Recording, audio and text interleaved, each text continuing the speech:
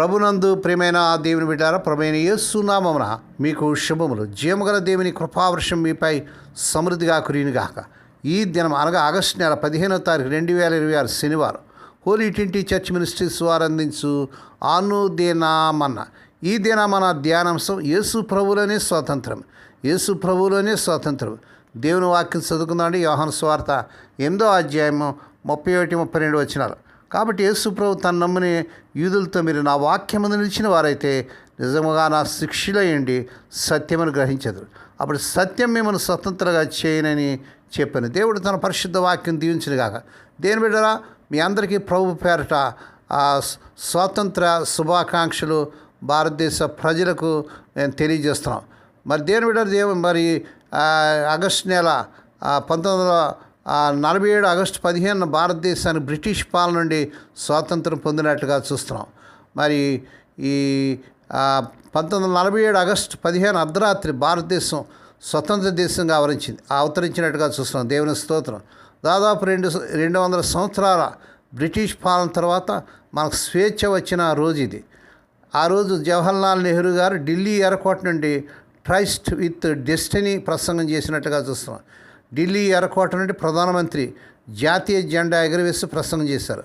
ఆ రోజు పాఠశాలలు, కాలేజీలు మరి అన్నీ కూడా జెండా వందనం, దేశభక్తి పాటలు, నాటకాలు చేశారు. ఇళ్ళు, ఆఫీసులు జెండా ఎగురవేస్తూ త్రివర్ణ పతాకాలు మరి ఎగురవేసినట్లు చూస్తున్నాం. అందరూ జై హింద్ అని నినాదాలు, మరి అమరవీరులను గుర్తు చేసుకోవడం, ఇవన్నీ కూడా చేశారు.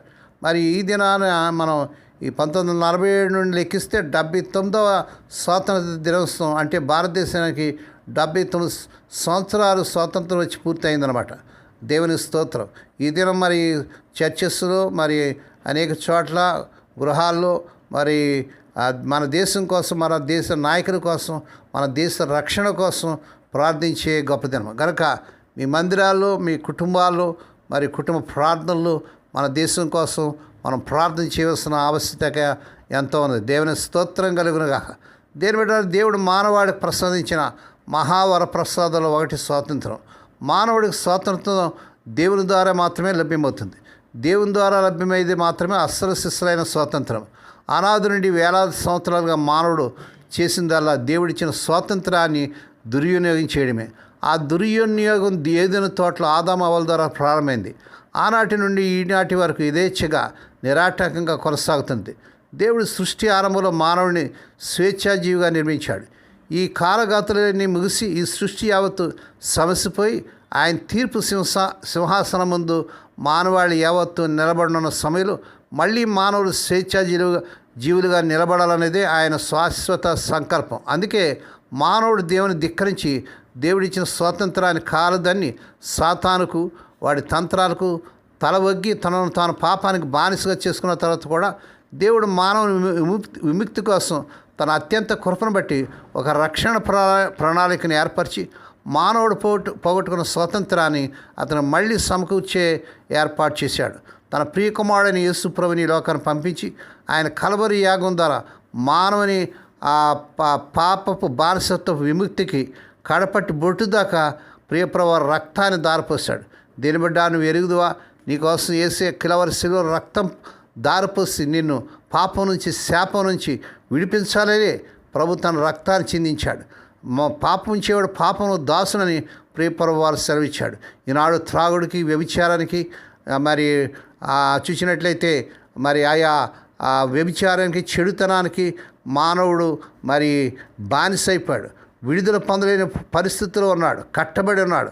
అందుకే యేసు ప్రభు వారు ఆమె నిజమైన స్వాతంత్రం ఇవ్వాలని తన రక్తాన్ని చిందించి శిలువలో మరణించాడు.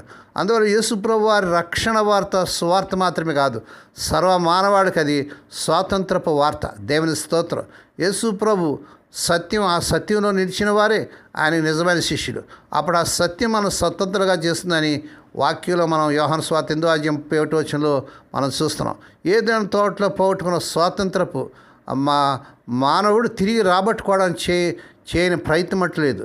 ప్రపంచ నాగరికతగా ఈనాడు మనం చూస్తుందంతా మానవుని ఆ ప్రయత్నాల పర్యవసనంగానే అభివృద్ధి చెందింది. అయినా మానవుల్లో ఇంకా అజ్ఞానం, ఆ యొక్క జిజ్ఞాస చల్లారలేదు. విముక్తి, విమోచన, ముక్తి సాధన కోసమే మానవుడు చేసే ప్రయోగాలు ఏమీ అతనికి సత్ఫలితాలు ఇవ్వలేదు. మానవుడు అరాధికారంగా స్వాతంత్ర సాధన కోసం చేస్తున్నవన్నీ విఫల ప్రయోగాలే. స్వతంత్రుడు కావడానికి మానవుడు చేయవలసిన ఏకైక ప్రయోగం యేసు ప్రభువును సొంత రక్షణగా అంగీకరించడం. యేసు ప్రభువులోని స్వాతంత్రం ఉన్నదన్న సువార్త ప్రపంచం నలుదిక్కులా మారుబ్రోగాలి. అందుకు మనమంతా సాధనలు కావాలి. యేసు ప్రభువులో రక్షణ ఉంది, స్వాతంత్రం ఉంది అన్నది ఆయన పిల్లలమైన మనం విశ్వసించినంత మాత్రాన సరిపోదు. నశించే ఆత్మలకు ఆ వార్తను తెలియజేయాలి. ఆ విధంగా మానవాళి స్వాతంత్రానికి మనమంతా దోహం చేయాలి. ప్రకటించబడని వార్త అసలు సువార్తే కాదు. Gospel unreached is no gospel at all. దేశవ్యాప్తంగా స్వాతంత్ర వేడుకలు జరుపుకున్న మనం ఈ విషయాలను మననం చేసుకుందాం. మానవాళి ఆధ్యాత్మిక స్వాతంత్ర దినం కోసం ప్రార్థనతో పట్టుదలతో పరుగున కొనసాగిద్దాం. ఈనాడు మన దేశం కోసం, దేశ నాయకుల కోసం, దేశ క్షేమం కోసం, దేశ భద్రత కోసం మనం ప్రార్థన చేద్దాం. దేవుడు బహుగా మిమ్మల్ని దీవించి ఆశించినగాక. మీకు స్వాతంత్ర శుభాకాంక్షలు తెలియజేస్తాను. Happy independence day. ప్రార్థన చేసుకుందాం. పరిశుద్ధుడైన మా తండ్రి, ఈ 1947 ఆగస్టు 15 ఆయన మాకు స్వాతంత్రం వచ్చిన గొప్ప దినాన్ని మేము జ్ఞాపకం చేసుకుంటూ మిమ్మల్ని స్తుతిస్తున్నాం తండ్రి. అయితే ప్రభా, నీలో ఇంకా నిజమైన స్వాతంత్రం ఉంది ప్రభా. ఇంకా పాపానికి, సాతానికి, నాయన లోకానికి, పాపపు అలవాట్లకు, సాతాన తంత్రాలకు మేము బానిసమైపోయినా ప్రభా. ఆ బానిసత్వం నుంచి మమ్మల్ని విడిపించడానికే, నిజమైన స్వాతంత్రం ఇవ్వడానికే నాయన మీరు ఈ లోకానికి వచ్చాడు. అవును తండ్రి, కుమారుడు మిమ్మల్ని స్వతంత్రంగా చేసిన మీరు నిజంగా స్వతంత్రులేంద్రని నీ వాక్యంలో రాబడిగా మా దేశాన్ని, మా దేశ ప్రజలు, మా నాయకులను, ప్రపంచ నాయకులను రక్షించుకోండి.